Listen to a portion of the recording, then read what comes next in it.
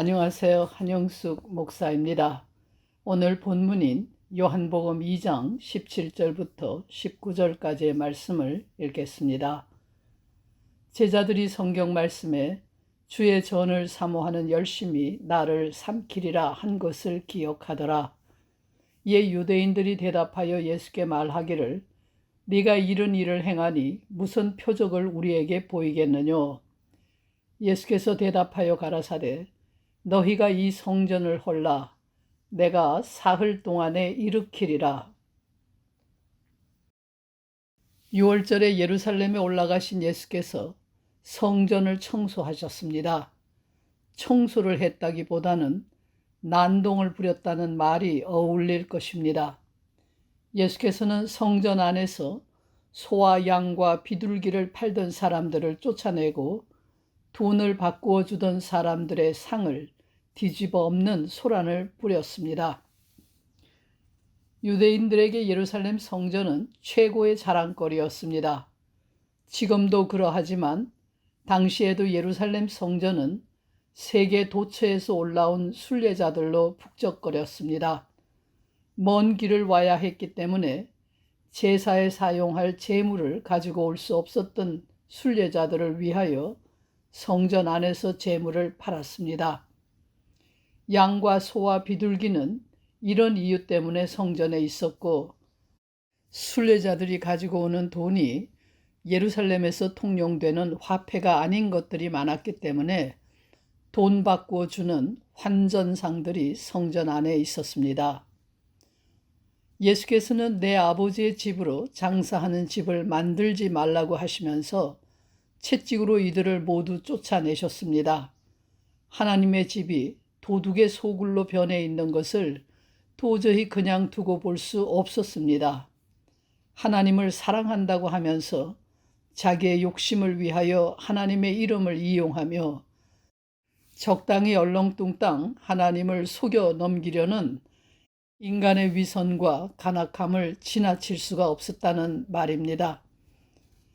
그런데 요한복음은 이 사건의 의미를 여기에 한정하지 않습니다. 장사하던 사람들만이 아니라 소와 양과 비둘기까지 모두 몰아냈다고 함으로써 성전을 돈벌이 장소로 사용하고 있는 타락한 종교인들만이 아니라 제사에 쓰일 제물까지도 청소의 대상으로 삼았다고 말합니다. 이는 곧 성전 제사 자체를 거부하는 행위입니다. 성전 제사를 구원의 길로 여겨온 유대교의 신앙을 거부하고 사람이 구원을 얻는 길은 성전 제사가 아니라는 선언을 한 것입니다. 이는 당시의 유대교에 대한 중대한 도전이며 유대인들의 삶의 뿌리를 흔들어 놓는 선언입니다. 이에 대하여 유대교의 지도자들은 네가 이런 일을 행하니 무슨 표적을 우리에게 보여주겠느냐고 물었습니다.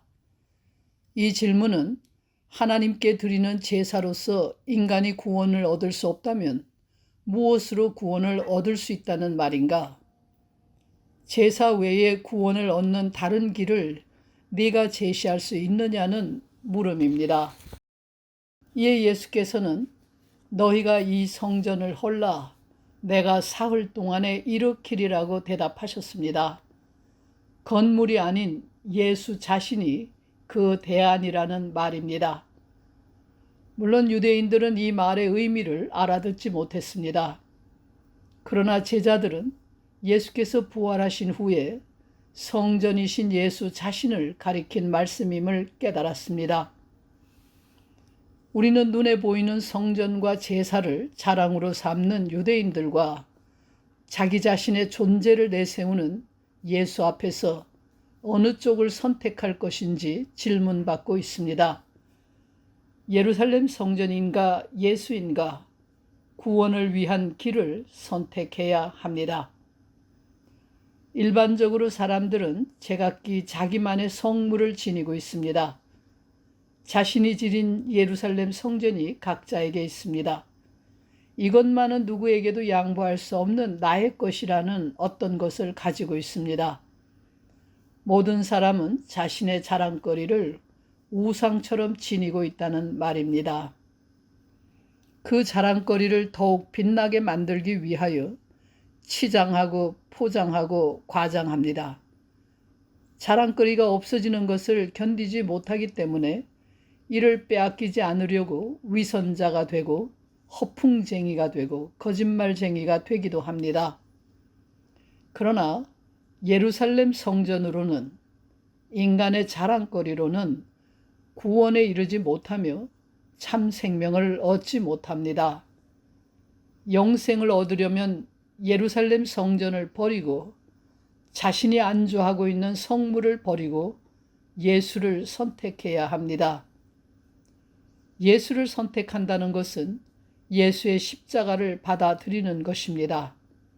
지금까지 자랑으로 여겨온 그 모든 것을 과감하게 버리고 십자가의 죽음을 죽는 것입니다. 그리하여 나를 둘러싸고 있는 껍질을 벗고 위선을 벗고 가면과 허울을 벗고 치장과 화장을 포기하고 내면의 나, 진정한 나를 찾아야 합니다. 있는 그대로의 나, 추하고 더러운 나, 고집스럽고 악한 나, 죄인인 나, 스스로 어찌할 수 없는 나를 십자가에 못 박고 자유로운 나로 태어나야 합니다.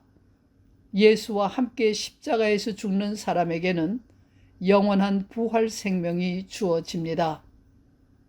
기도하겠습니다.